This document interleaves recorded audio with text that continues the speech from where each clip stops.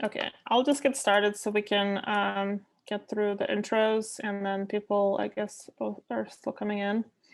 So hi, everybody. Thanks for joining us today.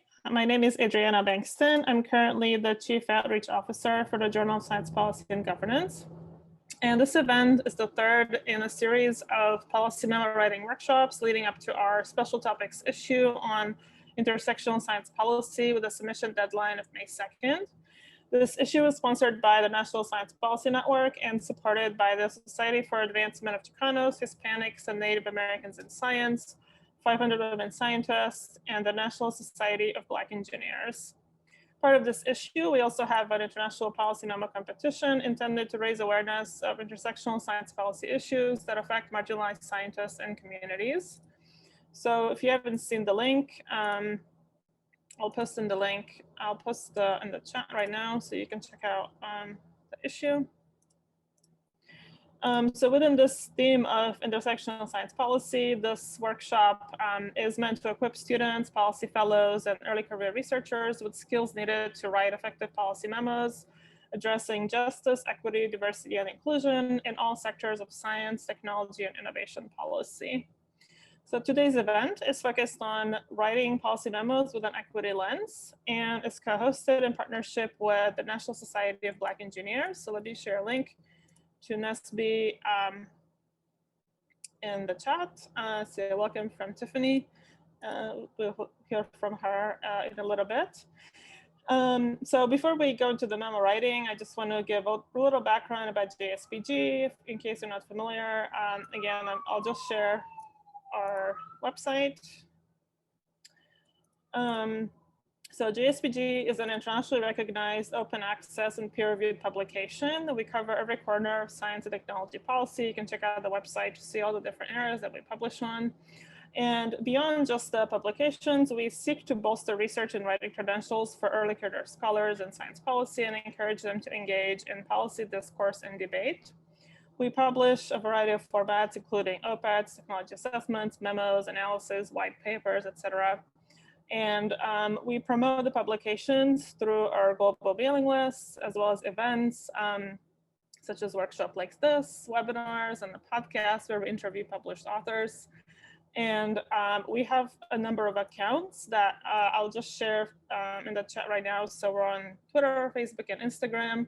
We also have a YouTube channel where we post all of the recordings. So we'll be posting today's recording as well. So you feel free to subscribe to the YouTube channel and follow us on social media as well. So that's all for my intro. Please check out the websites and keep up with our events through a newsletter as well. And I'll sort of move us into the memo portion now. So we'll have, let's see, so in terms of what to expect, I'm gonna share a schedule. I'm not sure if this is working. We had some issues with the access, but I sent it around to our moderators so they can sort of keep tabs on where we are as well if that doesn't work. So we'll have some opening remarks from Tiffany Harrison, and then I will discuss more specifically about memo writing and practice in breakout rooms. You'll be writing a memo outline, and then we'll come back and recap after about 45 minutes today, and then tomorrow we'll have more discussions with reviewers in breakout rooms. So for now, you can feel free to ask your questions in the chat. If you'd like to send them to me by private chat, I can send them to the speakers. So we can start with our first speaker, Tiffany Harrison. So Tiffany is the Deputy Director and the Social Justice and Community Engagement Team Lead for the National Society of Black Engineers and the Public Policy Special Interest Group. In this role, she has shared advocacy initiatives with society and has assisted with the organization's activities for Congressman Eddie Bernice Johnson's annual STEM Brain Trust, for the Congressional Black Caucus annual legislative convention for 3 years. That's great. And as the Deputy Director, she supports project team leads for the special interest groups and also other initiatives. She has also served as the Region 6 Professional Development Chair, Membership Chair, and has been a Summer Engineering Experience for Kids mentor for San Diego and Sacramento. And then as a former City of San Diego Human Relations Commissioner, she worked with local stakeholders to support SIG operations in San Diego and share the work of NSBE with the Commission. Outside of NSBE, she works for the Honorable Councilmember Montgomery Stepp as a staffer that provides resources and assistance to communities in the district and advises on parks, health, education, and workforce development policy and initiatives. So thanks so much, Tiffany, for being here. I'm gonna turn off my video and let you take it away.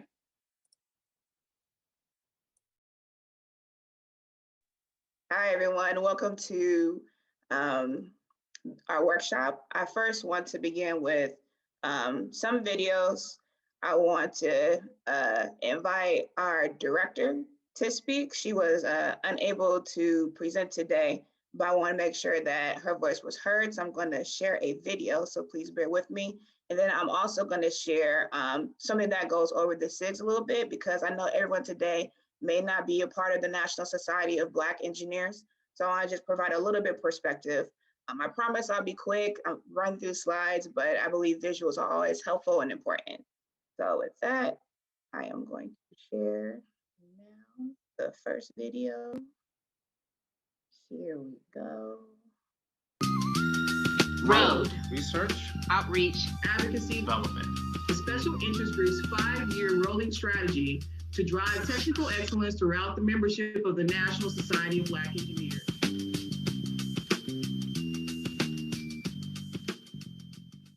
Greetings. My name is Rosalina Bray, and I'm the director of the NSBE Public Policy Special Interest Group. The mission of the Public Policy SIG is to study, discuss, educate, and advise on public policy issues. Our advocacy drives the community's technical trajectory via increased awareness of public policies, legislative processes, and intellectual property rights, and ignites professional upward mobility via technical priorities, awareness, awards, and recognition. We look forward to working with you on advocacy issues.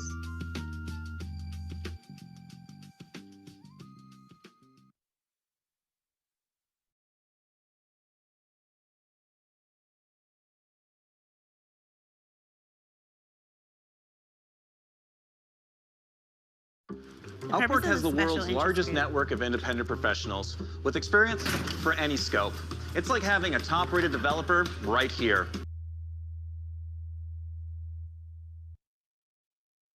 Is to promote technical excellence amongst the NSBE graduate and professional members, as well as allow the members to explore state-of-the-art topics in science, technology, engineering, and policy.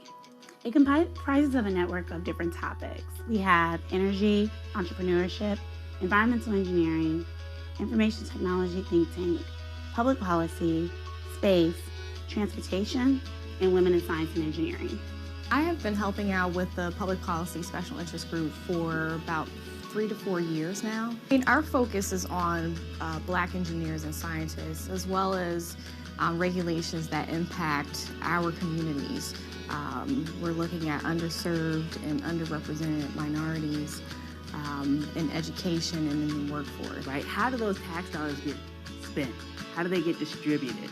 What does that mean for the curriculum, the supplies, the quality of the teachers, the hours spent in school, all of that, right? So we can't be blind to that if we expect to increase the number of culturally responsible Black engineers who excel academically, succeed professionally, and positively impact the community.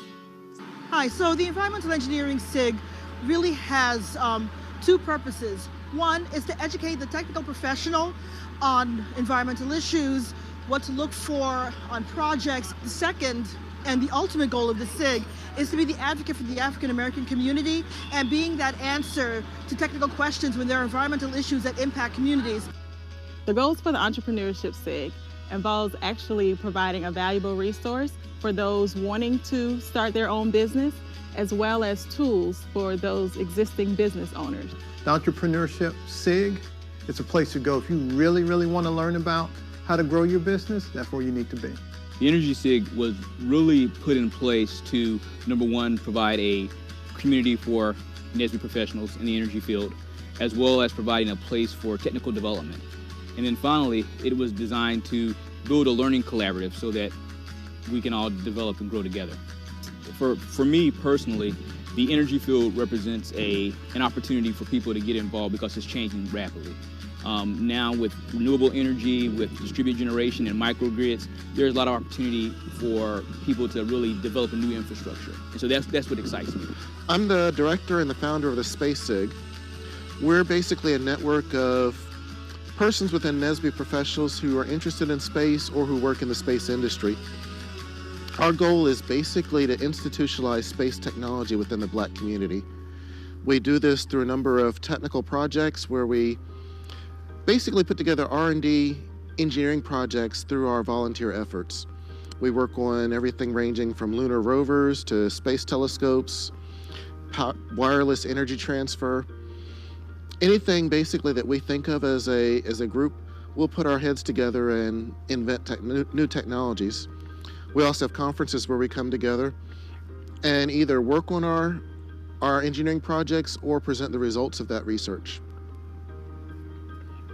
If you don't work in space at all, but it's just something that interests you, then this is a way to come alongside, and you don't have to work for NASA or Boeing or Lockheed, but you can still work on some of the same types of projects. Looking at all the SIGs in NSBE, there was no transportation SIG, so I started it.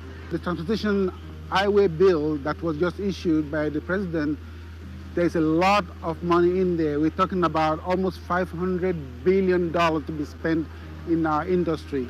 So the Women in Science Engineering SIG is focused on helping Black women get a sense of what they can do in science, technology, engineering, and math. And we also provide means for them to interact and network with their peers and with mentors in order to progress along their career. Network engineer by trade. In layman's terms, I generally tell people I help make the internet run. I've worked from the enterprise, small business, large business, to some of the biggest ISPs in the world. And I'm generally overall passionate about IT in general because we're not only the cog, but the grease that makes pretty much anything in life run. I don't care what you do in life. If you can't email, if you can't make a phone call, if you don't have access to your programs, you don't function as an organization. And so that to me makes me pretty passionate about IT, knowing that we make it possible to do anything in life. So I'm going to go ahead and stop there and transition into the presentation. But just wanted to, again, provide an overview of the special interest groups.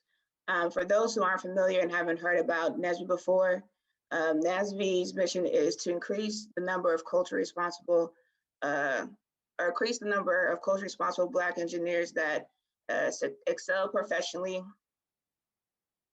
succeed professionally and positively, excel academically, succeed professionally, and positively impact the community. I know I'm gonna get in trouble if I mess that up. So that's our goal. We are harnessed in a lot of chapters across the nation on college campuses and universities, but we also have a professional element where we gather and encourage folks to still stay a part of the society after they have graduated and gone on into their careers. And then also what's important is our special interest groups that focus a lot on the technical skill sets that our members have, and as a place for them to come, learn, and grow. So the Public Policy SIG is here to study, advise, and educate the members on policy, again, to help them excel if they're trying to go into that career path, and also to provide advice and suggestions to the national leadership of our organization and work with our partners. That's why we are here today, to support the initiative that NSPN and also Jspg is doing. So like I said in the beginning, I am going to slides. I'm not gonna read them all off verbatim. And just so you know, this information will be provided to you after the conclusion of both of these workshops. But I do want to get into how or what we are doing currently, so you can know what interest you the most if you do decide to join the NSBE Public Policy SIG. In the beginning of the workshop, I did put a link for a sign-in sheet so you can provide your name and check anything that you're interested in. I'm going to go through our project teams, and also at the end, I'll provide some information again about our other SIGs in case there's another area that you are interested in.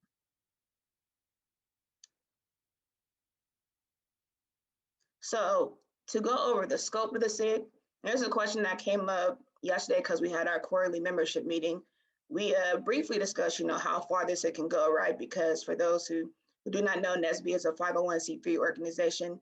So we don't lobby, we're not an incubator or act as a group that represents an official, but we originally started as a think tank. Our founder is on the workshop, I believe, Dr. Frazier. And the goal and the vision was really to, again, to provide and to push also national legislation and to, again, get more funding and highlight the need for STEM education and advocacy. So that's kind of the work that we have gotten into over the years, whether it is advising policies, writing white papers, or also trying to provide folks information on the ground on how they can engage locally. Our SIG has been there to assist with the membership.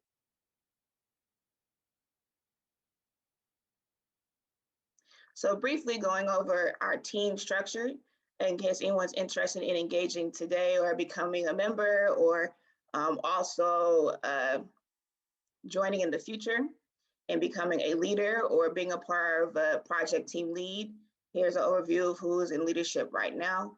Again, Rosalina Bray is our director, and she's also with the National Institute of Health, very busy, and she's also getting her doctorate right now. So we're super excited, proud of her, ready for her to get that DR in front of the name, and very appreciative of all the work she has done throughout the years to support our SIG. So here are our goals. There's a lot of them. All of them can be found online on our website if you are interested in reading them more in depth. But overall, if you go through the different levels, we're here to, again, educate the membership, develop the membership. I know there was a question that came up. We are focusing on reaching out to the regions and finding folks on the collegiate side and on the professional side that want to take that leap and get more into advocacy, want to get more into STEM education, writing policy briefs, whatever interests them in the field of public policy. Also increasing visibility. A popular question that also always comes up is, what are we doing? NSBE should do something for this, and NSBE should be taking a stance on that. So we are working on engaging more with organizations and coalitions that are working with the Biden-Harris administration. And we do have some relationships on the Hill with elected officials as well. So our goal, again, is to engage. We aren't lobbyists, but our goal is to engage and be that voice for NSBE when it comes to educating the membership and also advocating for policy on the Hill and in our local capitals. There's a brief overview of our programming and some of the information, or some information on what we do, such as conferences, workshops. We did an initiative called Acts of Advocacy last year that helped folks get through the GOTV season. Our director, Rosalina Bray, did a lot of trainings during the summertime after the civil unrest and the unfortunate death of George Floyd. Lots of partnerships with lots of different organizations. And also last year, we pushed to encourage folks to take the census through social media. I also would be remiss if I did not mention this. Our chair and executive director last year in the summertime launched a call for justice. If you want to see more information about this, it is online, and I will provide the website at the end, but it basically defines a lot of the organizations out there that are doing the work. It provides resources and links to information if you want to know more about how you can get involved in social justice. There's a letter from Jocelyn Jackson, our chair, Carl Reed, our executive director, on their viewpoints and how you can get involved in NSBE. And what's here before you, racial equity defined or inequity defined, which is what we're here for today, right? We're here to look at policy memo writing from an equity perspective, and addressing the multiple layers of inequity, whether that is structural, whether that's individual, or whether that is institutional. How do we address that? We're looking at our technical professions, how we get the research and data, and how we make sure that we convey that strongest in our policy memos in order to hopefully help it translate into action, help it become actual policy, and make change in our communities. So our project teams are technology, innovation, policy and research, STEM education, social justice, and community engagement. Again, I'll leave this for you to read in the future, but I'm going to talk about the work that some of these teams are doing. So our current team lead, Mr. Charles, is working on a position paper currently with the policy research team in response to the priorities that were provided by the Biden and Harris administration. They were concerned about financial aid not being addressed. And there was a lot of talk in January, as some of you may know, about student loans and reducing or cutting debt of student loans. So that was a current project that he is working on with the policy research team. And if that's something that that would interest you, please be sure to check off next to the policy research bucket when you sign in today. STEM education. So what we're doing is STEM education right now. We typically have a lot of folks in this team that are involved in academia, that have access to curriculum, and also want to, of course, improve K through 12 education for folks of color and LMI communities, and want to write policy and provide research so that we can ensure that there is funding for our communities, our chapters, folks on the ground that want to enhance STEM education and ensure that we are creating a pipeline for the future.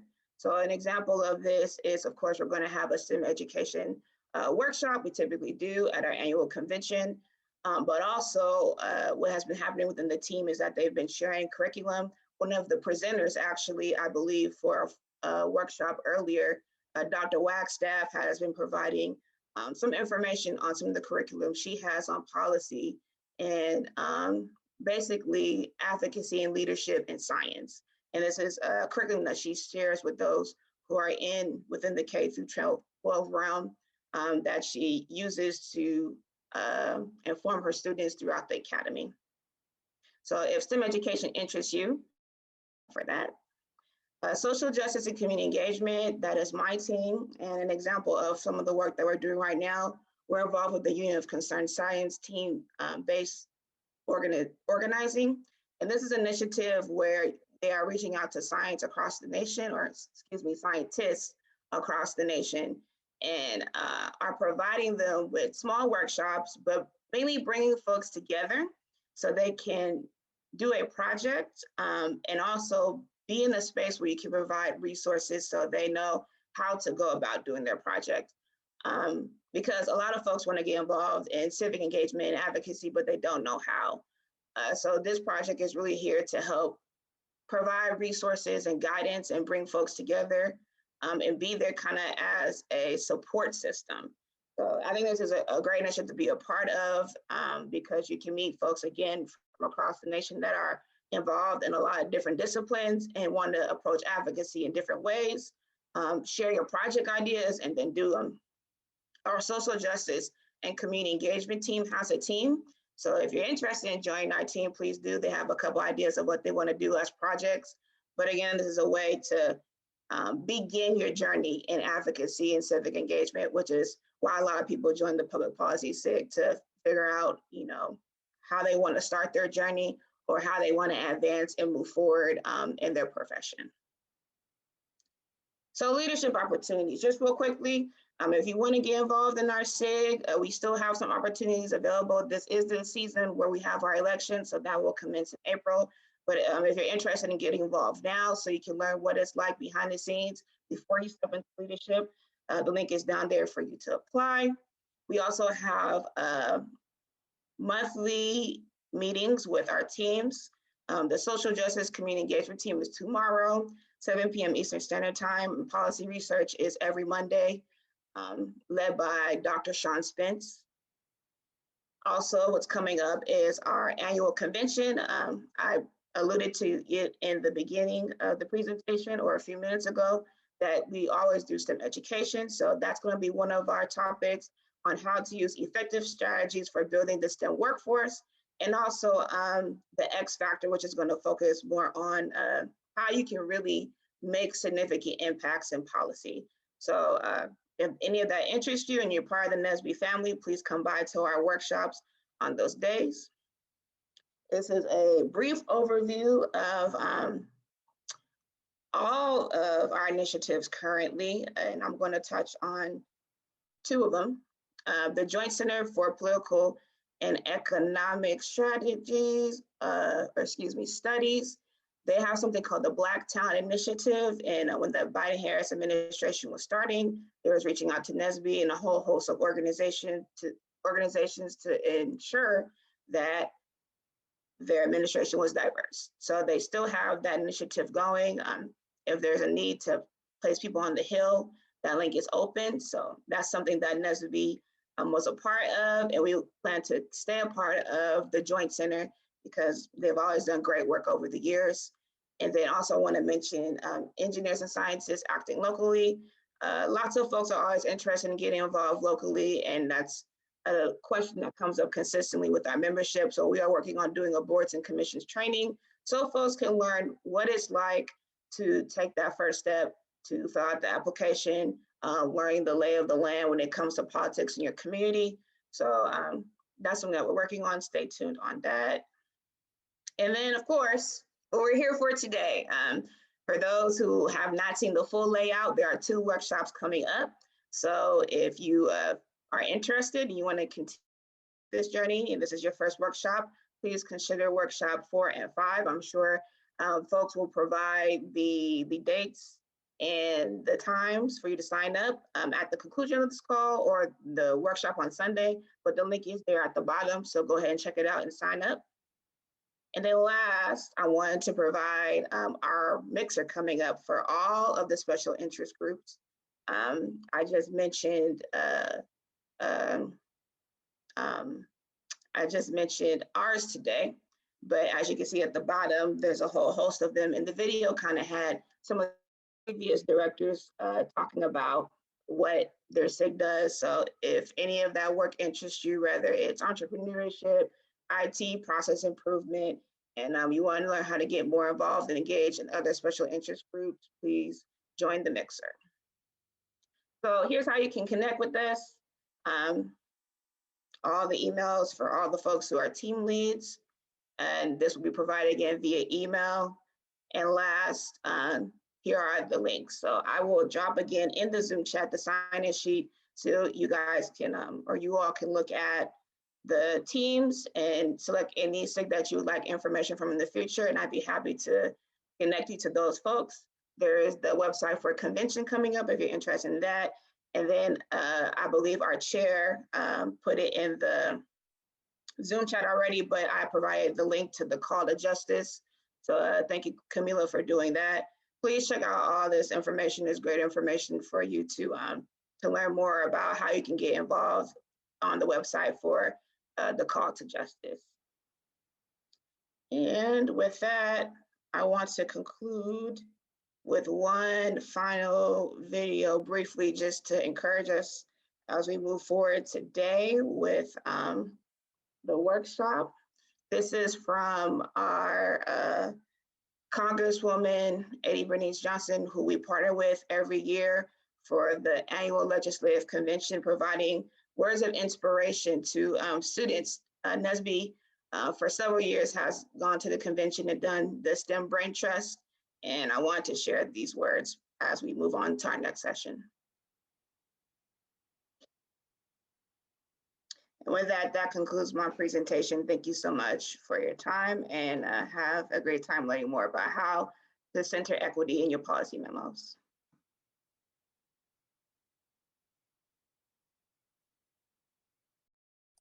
Thank you. I actually have a few questions. Let me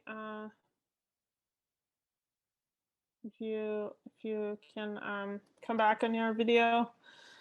That was really nice. A lot of great information. I actually didn't know a whole lot about NSBE before this, so really appreciate that. So one question to sort of frame some of the policy issues that you brought up. So I think there's a lot of really important issues that your group works on, and as we think about sort of intersectional writing and inclusive communication today, are there specific issues that would be worthwhile for us to consider that would fit in within your community's needs to make sure that we're really thinking about the values that you all want to share today?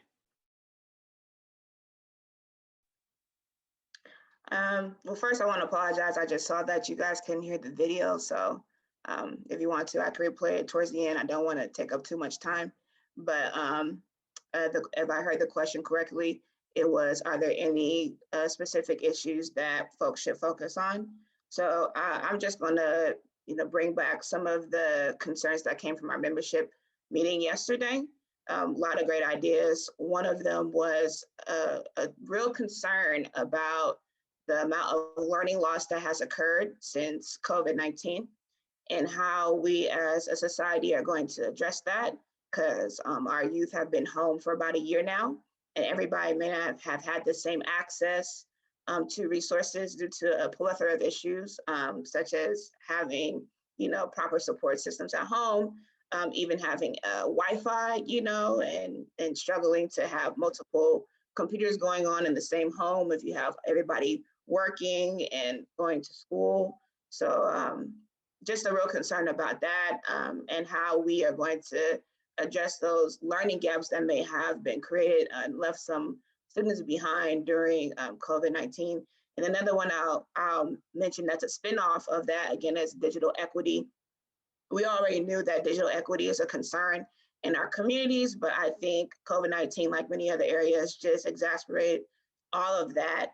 It brought to light how many folks really just don't have access, and how that can really impact a family. So I know there's a lot of cities that are, asking for funding that may be coming down federally to assist with digital equity, and help definitely is needed to ensure that one, infrastructure is built in cities that need it, so that we can have the proper connections and ISP providers that are building partnerships to make sure that digital equity is addressed in communities that historically have had concerns with that or issues with that in the past.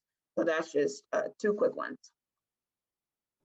Great. And then the other question is, thinking more about memo writing, and we really want to make sure that we are being inclusive in our communication and writing. Can you talk a little bit about what that means and what we should be thinking about when writing these memos?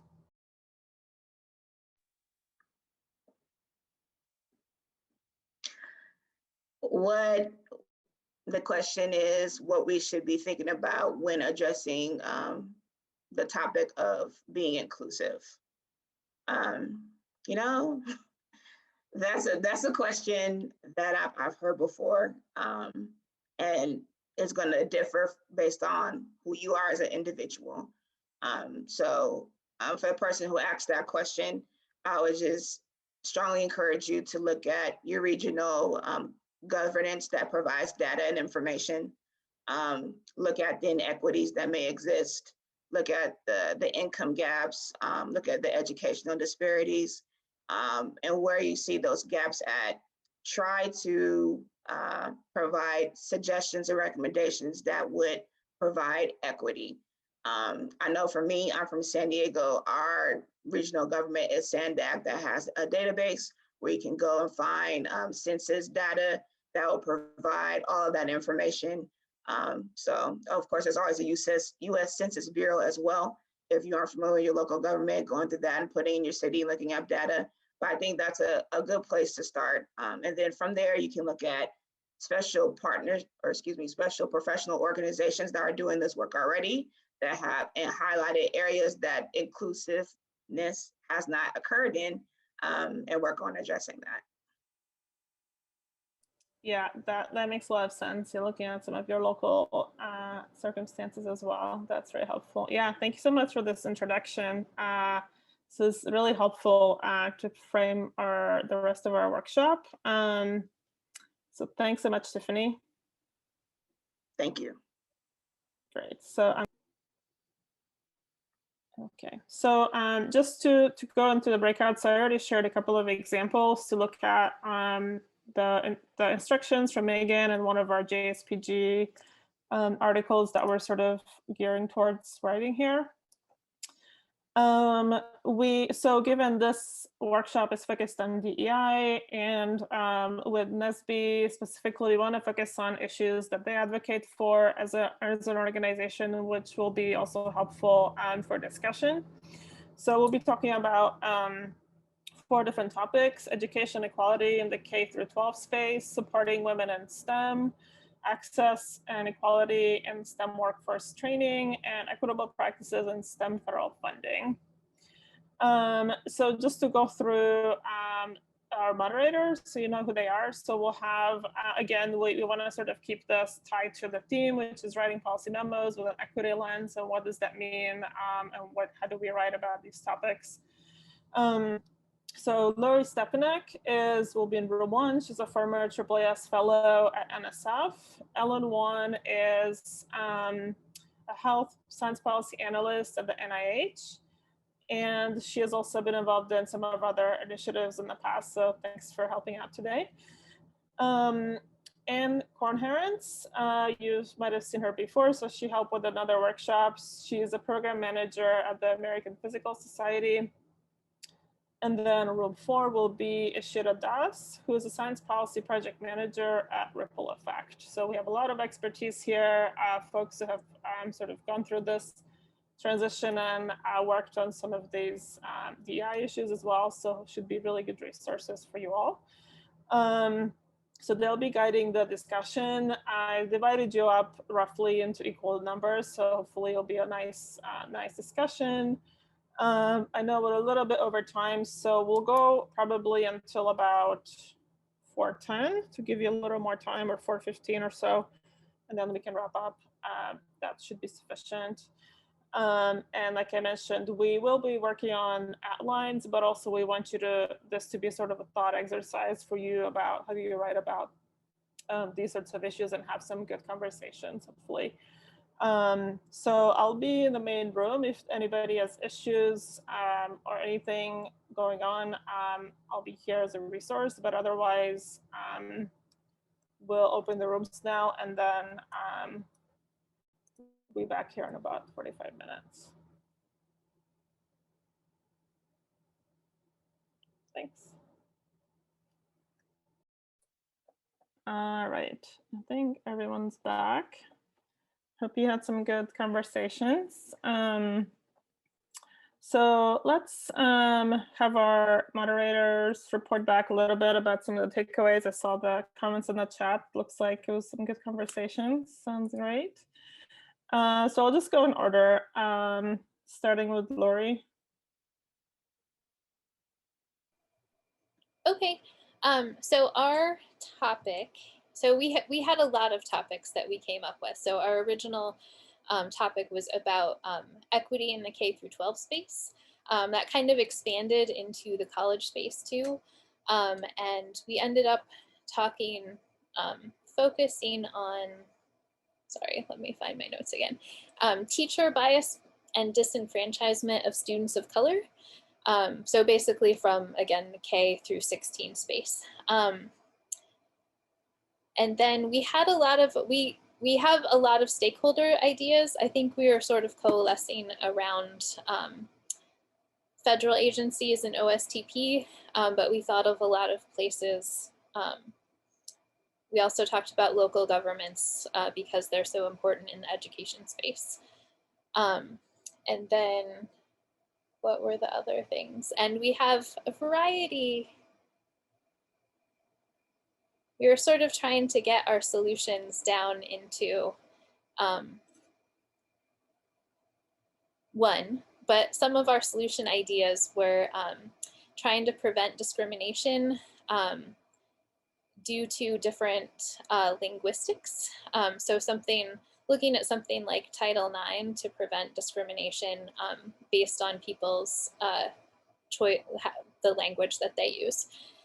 We are also looking at better increasing diversity for high school and college teachers, and also reforming teacher training and education to address more DEI issues. And then looking at automated tools, potentially like things that are used for grading, that might implement bias if they're looking at language being used a certain way. I don't know, if anyone in my group wants to add anything, please feel free. Thank you. Yeah, that's really helpful. I think, so one good point you mentioned that narrowing down to one, so I'm trying to sort of pick out things that might be helpful to all the groups. So that's something that is definitely challenging when you have lots of people with ideas, but so that's one thing to keep in mind. Great, thanks. That sounds great. So we'll move on to Ellen. The second breakout room was a really great discussion, and we had a discussion about increasing women in STEM.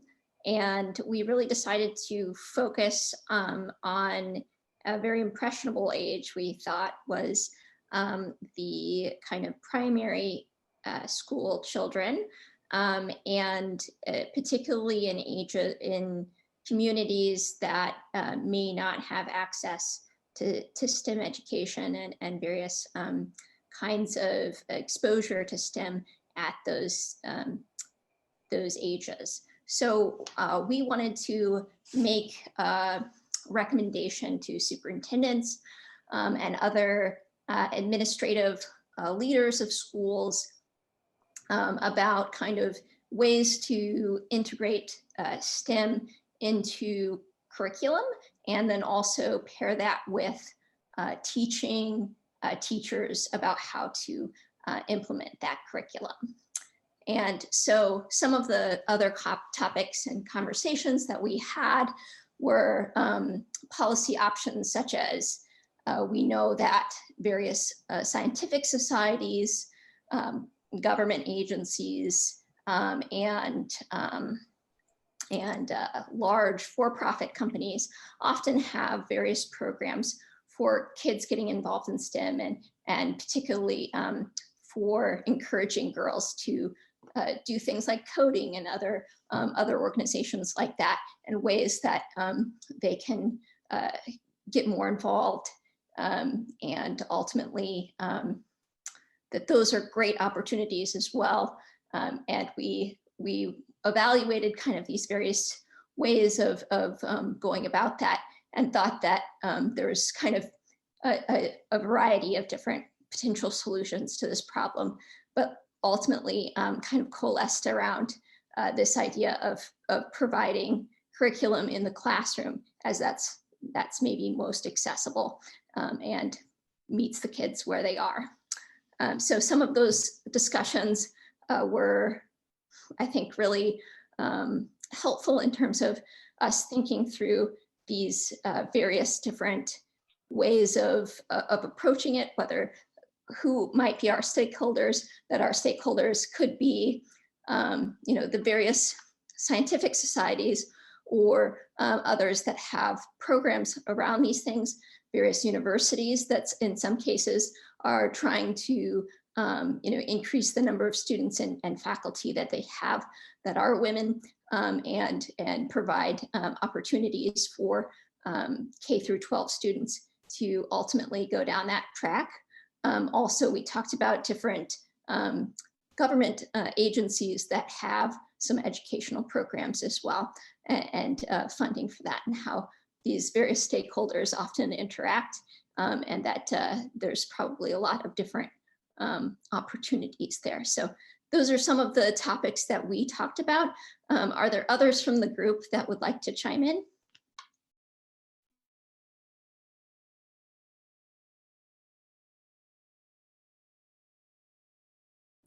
So a couple of thumbs up, so. We had a really great discussion, and I felt like it was quite thorough, and we did talk about narrowing to some extent because it is such a large topic where several different kinds of solutions would ultimately would help forward those efforts.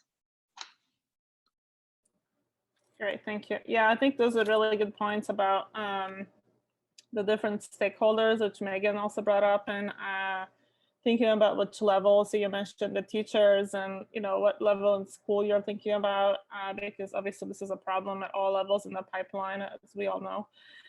So I think it's important to figure out who your memo is directed to and sort of what level of in STEM or in the educational system you're gearing that towards. So very useful points. Thank you. Okay, room 3, Anne. Yes, we had a great conversation about workforce development.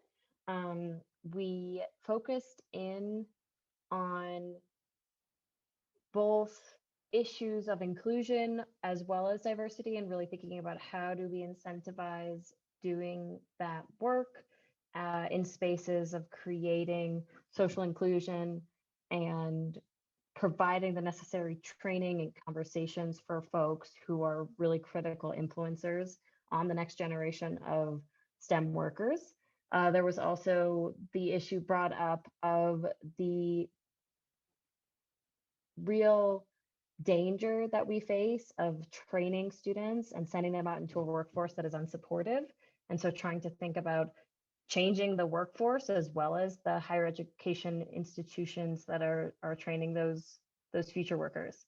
So we focused in on higher education pretty quickly and talked a bit about a bill of relevance and thought about maybe writing a memo supporting advocacy around that bill. Ultimately, we chose to focus in on a stakeholder that was proposed by one of the teammates, the American Association of Universities, or Association of American Universities. And they have 65 research universities that they oversee. And so we thought that we would get big bang for our buck by going to AAU and making some proposals really around programming and funding.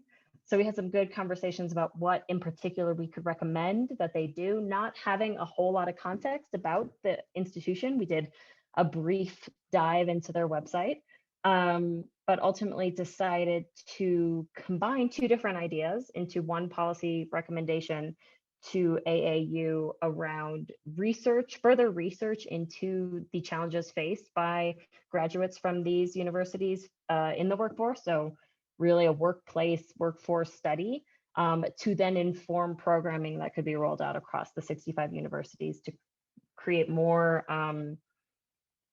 inclusive teaching for all students at these universities. That is the full workforce coming through these top 65 universities in the country. I hope I hit most of the main points, and I would also love to open up to my great group if anybody has something that I missed.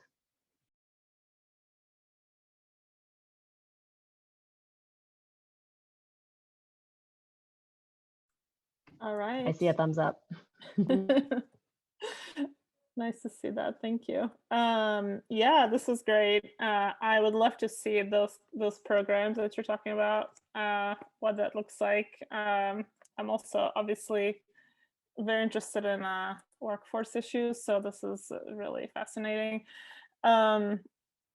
And so I like the approach that you're looking at AAU, that you may potentially impact a larger number of institutions with this approach. So I think this is another way to look at some of these issues that you're advocating for, and maybe going through the sort of larger body of institutions is a good way to think about it. So thank you. Okay, and then Ishita, room 4.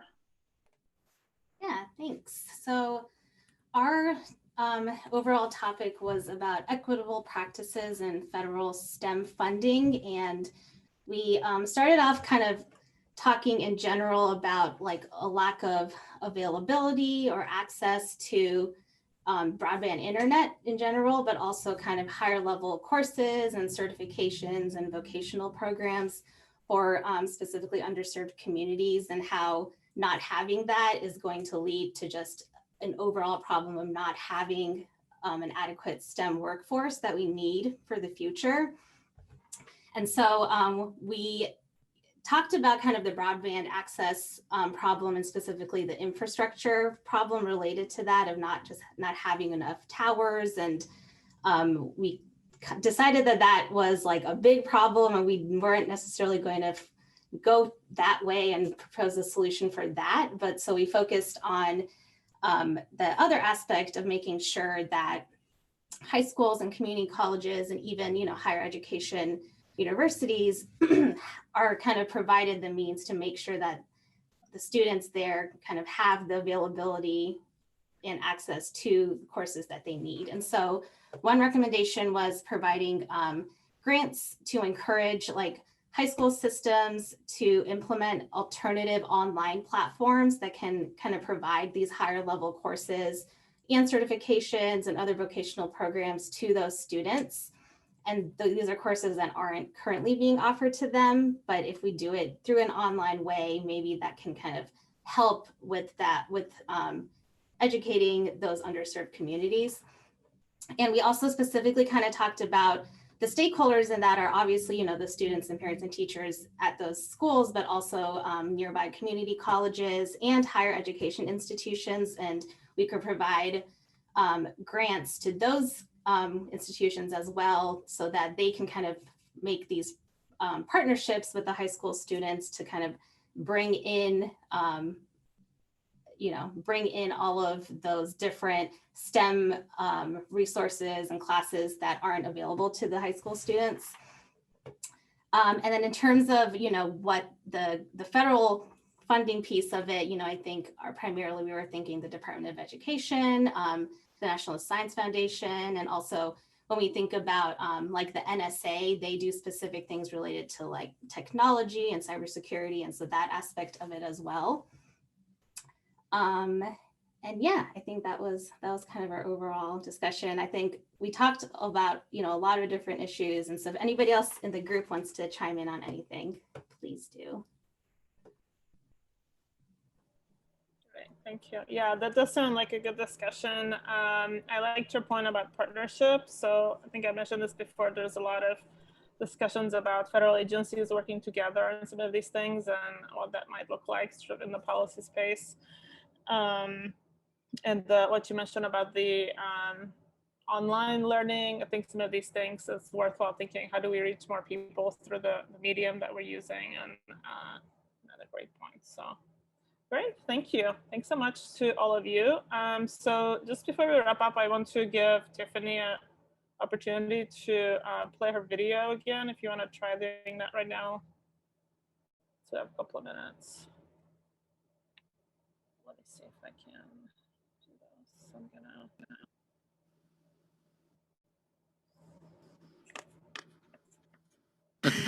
But let me say that my future rests with you. I bring you here because I love to know and be reassured that there are young minds headed in the right direction. The interest, the future of this nation depends on you. Keep that in mind. That's a heavy assignment, but it's achievable. And the reason I wanted you to hear these outstanding people so that you will know that people just like you achieved. And what does that mean? You can too. Yes, you can.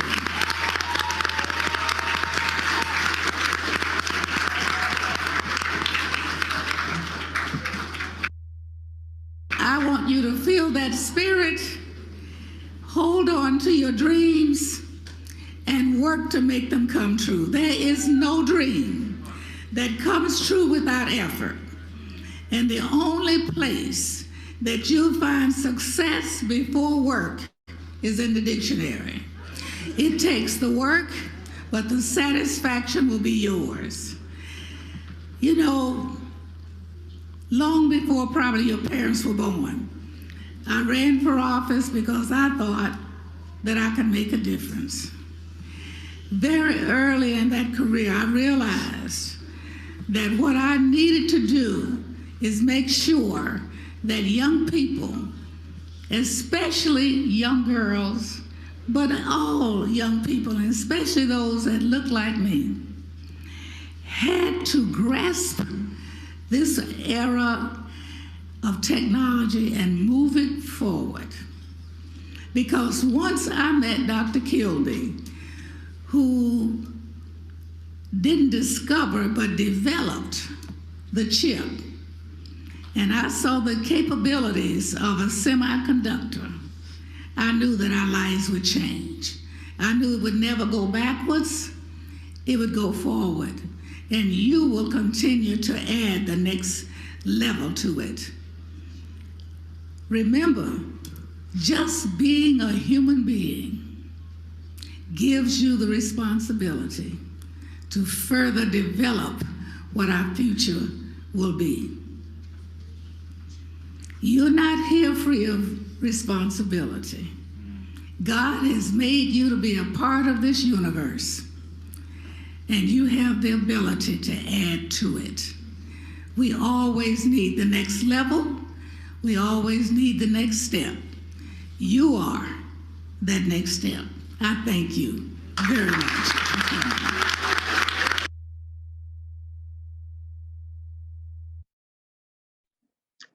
That's it. Thank you all for coming today. I'll pass it over back to Adriana.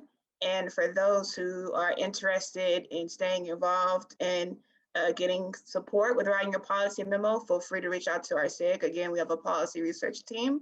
And I will drop the sign-in sheet back in the chat for those who want to stay connected.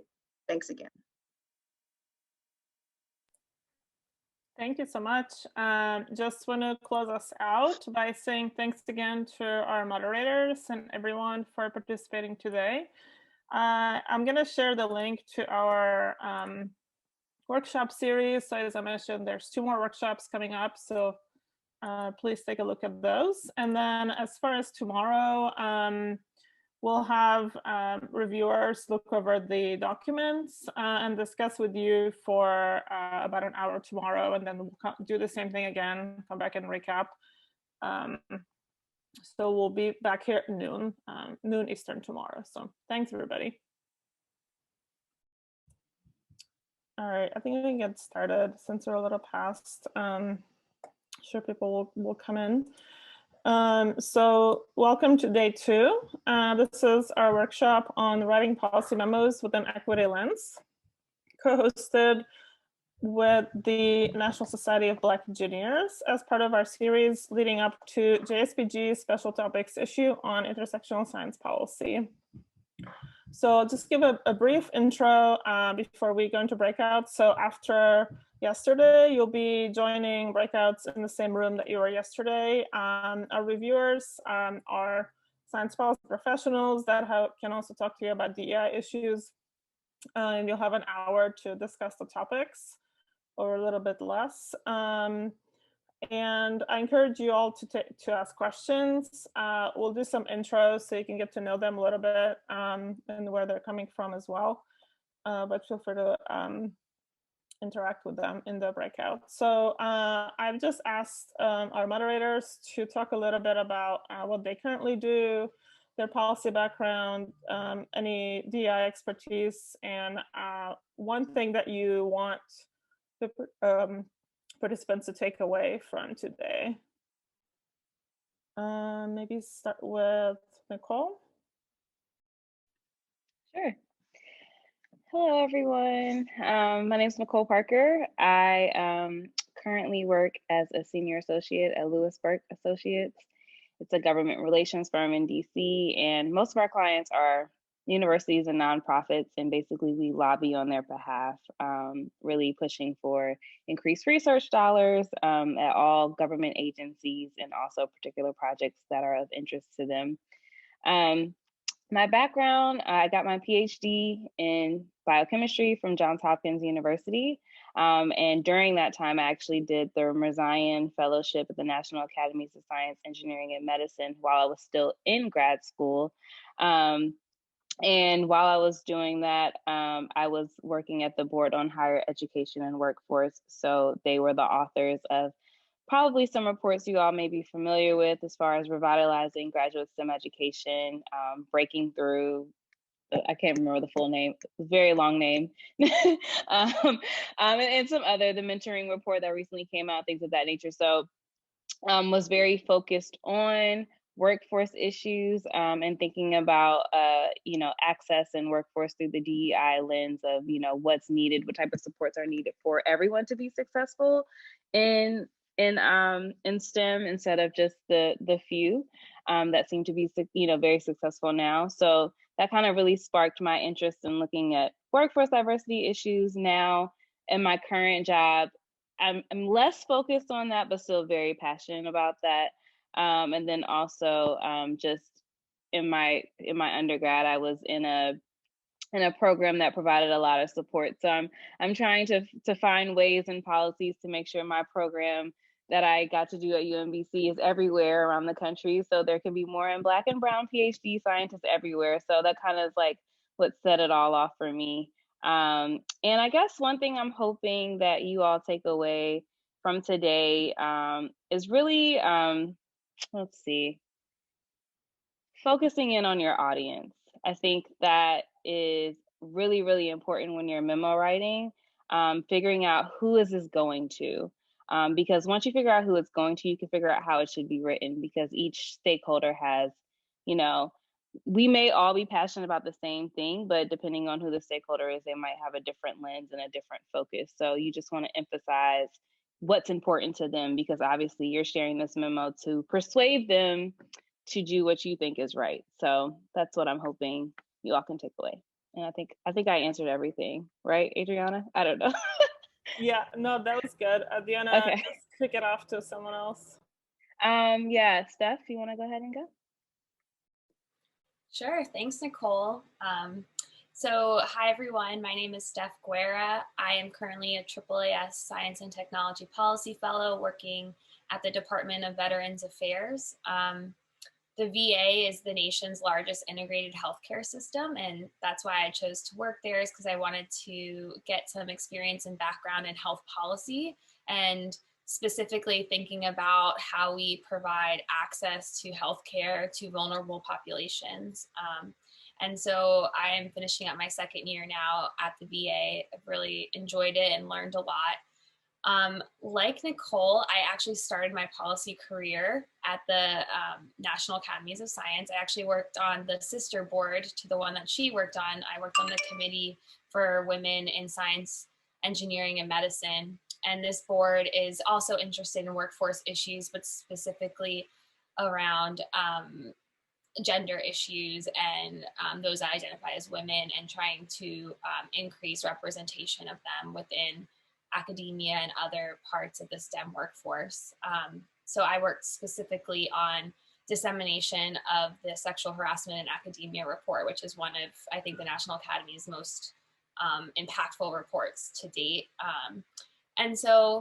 And then, yeah, I also got my PhD in biomedical sciences. I kind of like always forget to bring that up, because I feel like now that I'm in policy, I'm just like focused in on like all the work that I'm actually doing. And so I guess what I'd say is my work at the VA currently, it doesn't like specifically focus on diversity, equity, and inclusion, but what's really great about having a solid base in those topics is that you can bring that lens to whatever work that you do. And it's just super important to be that voice in the meetings that asks those questions, like what are we doing to ensure this is equitably, distributed or accessed. And, oftentimes those types of questions don't come up. So it's really important to like be that voice within whatever policy or government role you have. And the thing I think is important to take away from today is something I've learned in policy writing in my current job, is that the what and the why of the policy memo is just as important as the how. So you're not going to often find someone that thinks that we shouldn't increase programming for girls in STEM at the elementary school level. No one's going to be like, no, we definitely shouldn't do that. But what you need to do is convince them that the way that you'd like to make that happen is the best way, and like basically make it easy for someone, because that's the problem. We all know like bandwidth is so low these days. So you need to really show someone like the how of getting this policy implemented. And that's, I think, something I would want to impart on today. And I'll pass it off to Justin. Great. Hey, everyone. Good afternoon or good morning, depending on your time zone. Hopefully daylight savings time wasn't too bad for you. I'm Justin Smith. I got a PhD in physics from UC Irvine. After a short stint in academia, I went off and was a AAAS fellow, where I was at the US Census Bureau working as a data scientist. After that, I'm now in my current role where I'm a senior data scientist at Optum, which is part of United Health Group. So I'm in healthcare. So a lot of my policy background is, primarily focused at Census Bureau, but I also did a lot of work in grad school and my postdoc, in student level policy groups. I was involved with the Journal of Science Policy and Governance for 2 to 3 years. Time is a blur, so who knows how long it was exactly. In terms of diversity and inclusion experience, a lot of my role has been kind of a support role. Being a physicist, we have a lot of diversity and inclusion problems. So, lots of, advocating and just being a support for the people who are really on the front lines. And it's similar in my current role, especially when it comes to doing things like interviews, just trying to be mindful of the issues and learn. And that, and my piece of advice, the two from Nicole and Steph are fantastic. So it's hard to add on to that, but I would say one big thing is also focusing on measure. And this is of course a little bit of a bias from my role as a data scientist, but think about how you want things to be measured. So many things are metric oriented, but a big challenge is coming up in the right metric and also making sure that metric itself isn't biased, which is always a fun web to deal with. And with that, we'll pass it off to Tiffany. Hi, good morning, everyone. So my current position is a council representative for the office of the Honorable Councilmember Montgomery Stepp out in San Diego, California. Council representatives typically do a combination of policy work and also working with residents on everyday issues, everything from getting a pothole fixed to understanding a policy. My background currently is workforce, health, education, and anything that comes up nowadays COVID-19 related, because there's always something that comes up policy related, COVID-19 related. I got into this job because I wanted to support a local candidate from where I'm from. But originally, after school, I worked in DC a little bit for the National Urban League Policy Institute at the time. And my background really was nonprofit experience. I spent a decade of working with the Urban League and really seeing what policies and what programs they were pushing in order to address diversity and inclusion. We had in the past a summit that addressed diversity and inclusion at job fairs. So it's something that I had to run and do all the time through different programs. So that's kind of how I learned about a lot of the bills that the National Urban League still tries to focus on to this day. And I also helped be an editor for the State of Black America, which gave me the opportunity to, one, learn authors, but also look at how the data is formulated, the US Census data, and look at how the inequities are measured so we can address them as we write meaningful policy and also create programs and local affiliates. So that's a little bit of my background. It's kind of like a hodgepodge and my D&I experience overall. A takeaway I would say in my experience, because I think I like working more with policy formation and educating folks about the process, because I'm sure folks have heard the term, the devil's in the details. So my cue or my suggestion would be focus on implementation. An example I'll give is with the Human Relations Commission, I helped implement a bill that was supposed to enforce a law locally, right? But because it was passed statewide and that was it, there was no funding, no one knew what to do when it hit, the cities. So implementation is very important because it's one thing to pass it, but if you don't have good guidance on how you want it to land, your idea may not end up being what you wanted it to be. So that would be my bit of advice, and that's what my group is going to hear today. Looking forward to working with you all. Great, thanks everybody, really good advice. So I really don't have much more to add. I'm just going to share the documents again in case people don't have the ones that you worked on yesterday, and the review documents, which is the rubric. So you all hopefully should have access. And your moderators are co-hosts, so you can share the screen if you want to go through the documents too. So since we a little bit late, to give you a little more time, we might go until 1:10, and then we'll come back and recap for about 20 minutes. That sounds good. So, all right.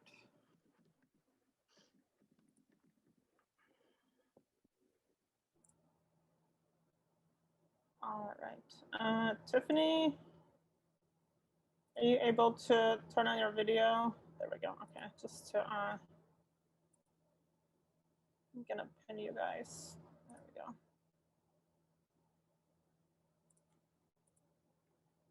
Okay. All right. So welcome back. Hope you had some good conversations. Looking forward to hearing your feedback. So I guess we can, let's see. Let's start with Tiffany. Oh boy. We just summarizing the feedback from the feedback. Yeah, so if you can just say what the topic was and any takeaways that you want to share that might be helpful to the group. Okay, so first of all, great group, a lot of energy on a daylight savings time day. The topic for our group was equitable practices in federal STEM funding. And the option that they were going with, or they are going with, is looking at how to provide grants that encourage the school system to implement alternative online learning platforms, and hopefully triggering the process of having a more developed workforce and supporting more folks getting jobs in STEM through more vocational courses and certifications.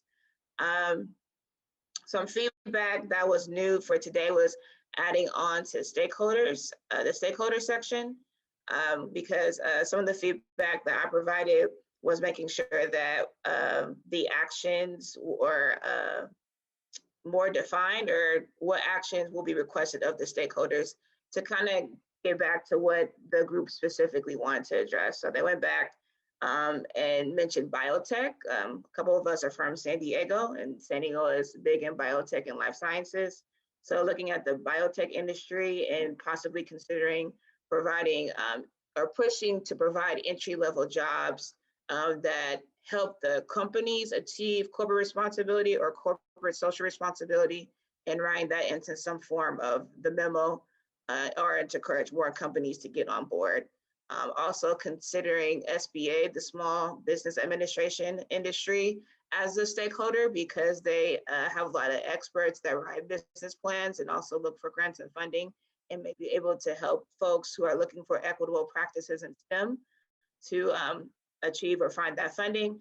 And then last, considering an organization called Code for America that does work in civic tech, because they may have pre-established relationships, so they could be helpful in acting on addressing the problem of equitable STEM funding And am I missing anything else? I also provide our group some reports that went over national and federal funding, so they can look at that and pull data points if they wanted to.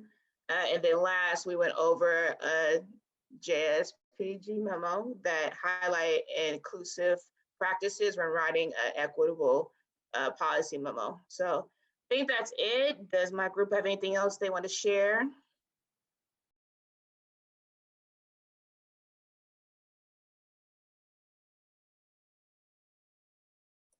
All right. They said I covered it all. Yeah, good job.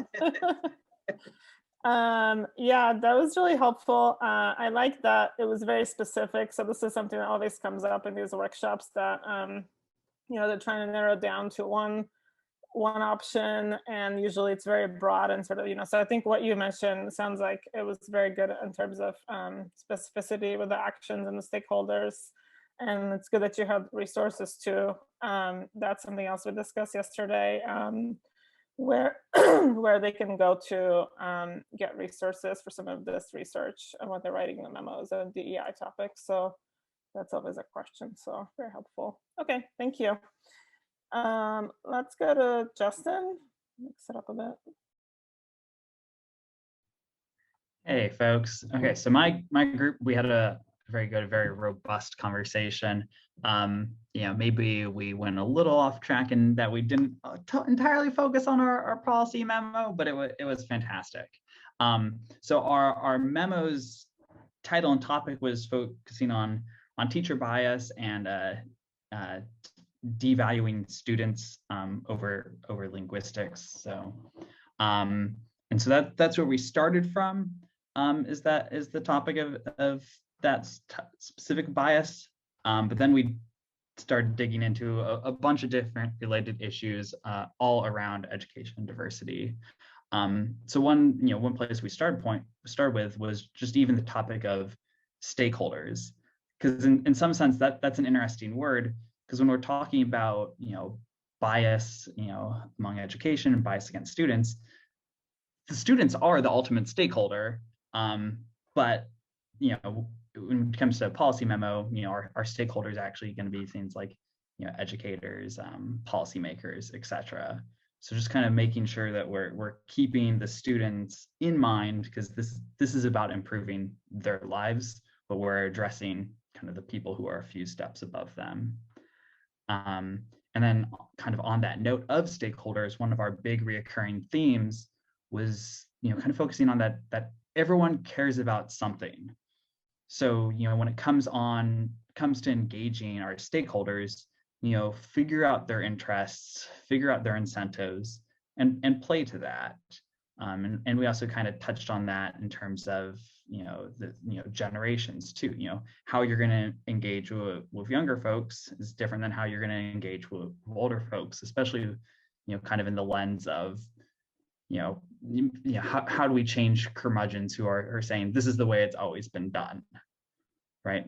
There's something they care about. There's some way to incentivize them. So trying to understand that and get to that, which also then goes into something that we talked a lot about, which is diversity training, and that how many of these diversity trainings have become videos, and videos don't really work.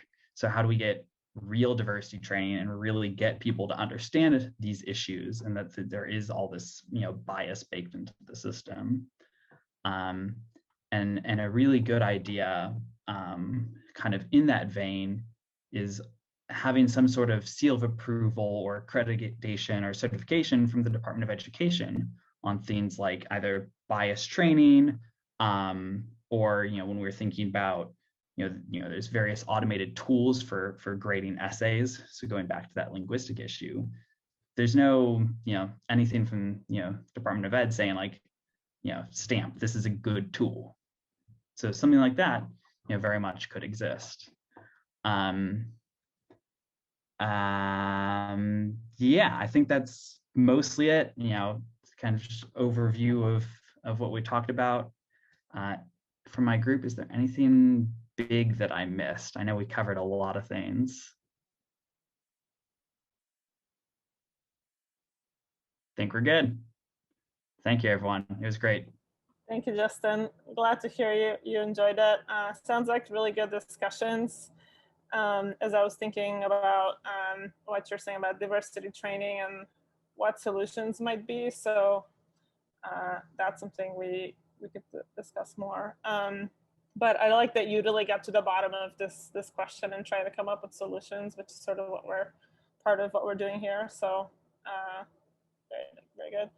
And then just to touch up on two other things you said, the stakeholders of different generations. So Megan Mott, who gave the talk yesterday, talked about this, that how you engage different groups, and this comes up over and over again, the importance of relationships and connecting with legislators who are interested in the same issues, or knowing who to go to and who to target.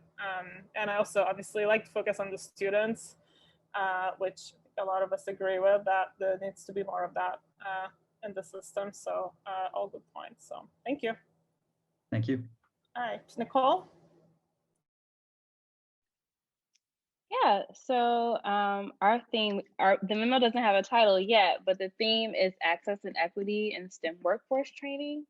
And so, obviously, like, one of the major issues is that a lot of students and trainees are kind of pushed into a environment that is racist and or sexist. And so thinking about how can we improve the ecosystem to be more inclusive. And so a lot of the things that they were thinking about within their background are just ways to increase social inclusion, but also think about the supports that are needed. And so we kind of dive into a discussion on what type of support are we thinking? Are we thinking like, one thing I pointed out was recently NIH issued a memo on providing childcare support. So is it childcare issues? Is it benefits? What are some of the things what are the gaps that we need to identify that prevent certain populations and certain, I also haven't had words today. I can't think the hour has affected me. Certain demographics and what's keeping them from entering into this workforce. We all know going to get your PhD is, they don't pay you much. Like, there's things that certain groups can enter into this and some can't. And what can we do to kind of improve that situation? So we kind of talked a little bit about that.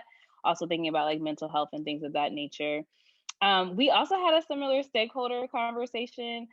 We too feel like students are most important. And one thing we mentioned was that we had universities listed as a stakeholder, but understanding that universities don't always know student need.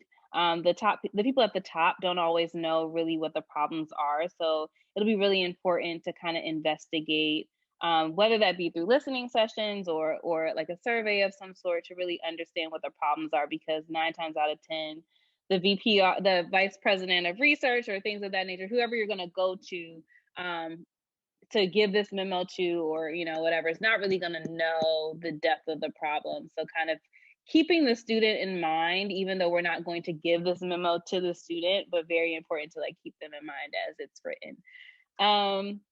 Some additional things I'll touch on, their policy options. They're kind of working on developing a required study. So not necessarily done by the national academies, but thinking of having a group like AAU conduct a study for its research institutions to kind of understand what the gaps are and better understand, how, I don't want to say toxic, but how non-inclusive these environments are. And so, some of the things we talked about is like, who's going to fund that study, kind of like fleshing that out within your memo. Is this study going to be required by Congress, or is this something you're just hoping that AAU does on its own? If that's the case, then are we writing this to give it to AAU? So kind of like fleshing out the how part, kind of like what Steph mentioned earlier, thinking about like, how is this really going to happen? We also talked about, you don't always have to go through Congress. Especially in this administration, racial equity is very important. Go to the people at the top.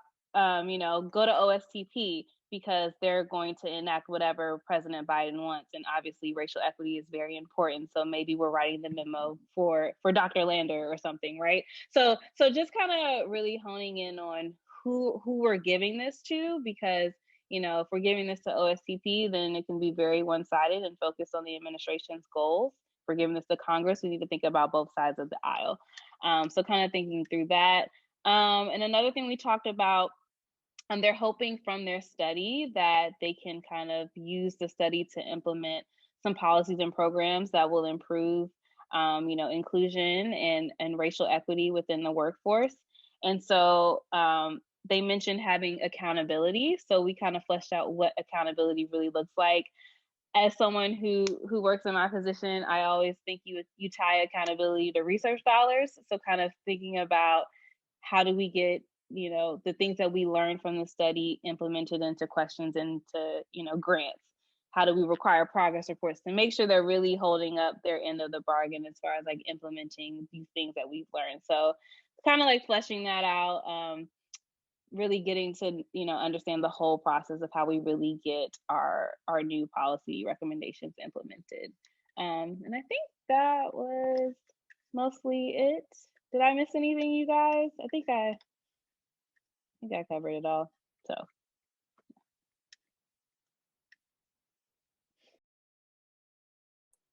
Okay, great. Yeah, there's a lot in there, and I like this conversation about systemic change and where it's coming from. It sounds like it's, you know, bottom up, top down. We've kind of had this conversation these couple of days. Very interesting, and who needs to make these changes and where that is.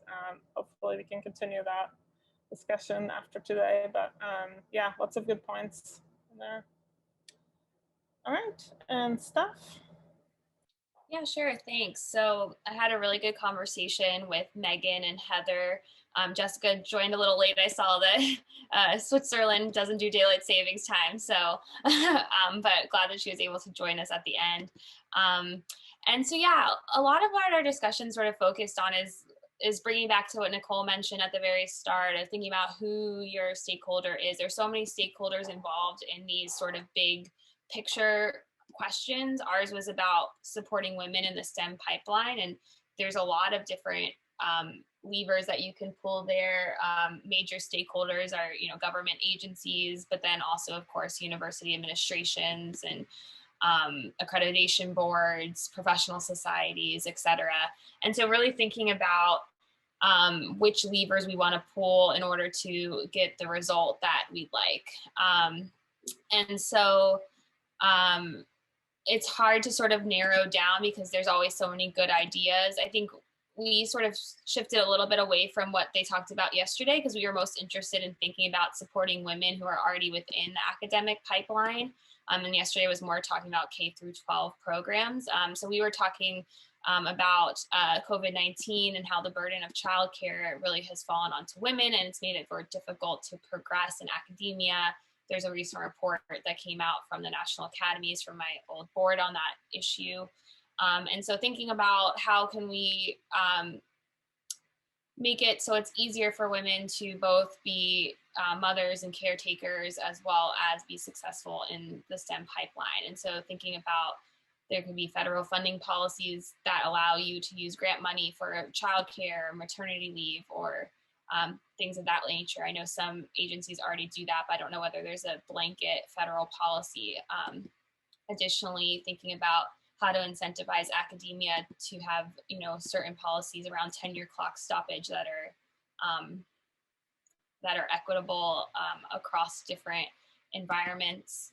And then also, ways in which we can influence academia is through professional societies such as AAU, or thinking about the convening power of the government. We also talked about whether or not we would write this memo to OSTP, thinking about like whether Eric Lander, who's the head of OSTP, would be interested in this problem. He might say to his staff members, write me up a memo about how we can incentivize different federal players to improve the experience for women in STEM in the wake of the COVID-19 pandemic. You could easily see something like that happening, especially after the National Academies report came out. So for those of you who are in DC, a lot of times the National Academies report will come out and then it will influence certain agencies to dig deeper into that particular problem. So I would say it's really a good idea if you're interested in these issues to follow and be on the email listservs for the Committee on Women in STEM and also the Board of Higher Education and Workforce, because they'll let you know which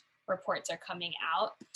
And the last thing I want to say is I think something we've kind of realized in our discussions is the fact that it's always so difficult to address these problems because there's so much happening in the landscape, which is great, but thinking about how you can understand what's already existing within the environment and make sure you can spread and scale those efforts rather than just reinventing the wheel or creating a redundant program. And that always happens in government. So it's really important to try to have a good understanding of what currently exists before you decide how to move forward. And so I think I will leave it at that unless Megan or Heather has more to add. Yeah, that's really helpful. Also, I think complements well what others have said about the landscape and understanding where this fits into what's already existing. And it's interesting that you both mentioned OSTP as sort of a way to address some of this, which I think could be a way to do that. And then the other interesting thing, the childcare, I feel like there have been more discussions around this too, and sort of where that money comes from, because research grants don't have that component. And are there ways that we can advocate more for that from the research standpoint? Definitely no. So, all right, thank you. Tiffany, did you want to say anything else before we close, just as a last words? Again, thank you for joining us for day 2. For those who are NSBE family, or if you want to become a part of the NSBE family for the Public Policy Sig, please note that our policy and research team meets on Mondays. And you can email me at policysjce@nsbe.org. They will be meeting tomorrow, so if you are interested, just email me and I'll send you the call-in information. And again, I wish everyone the best on their memos. I hope they turn out great. And thank you for joining us today.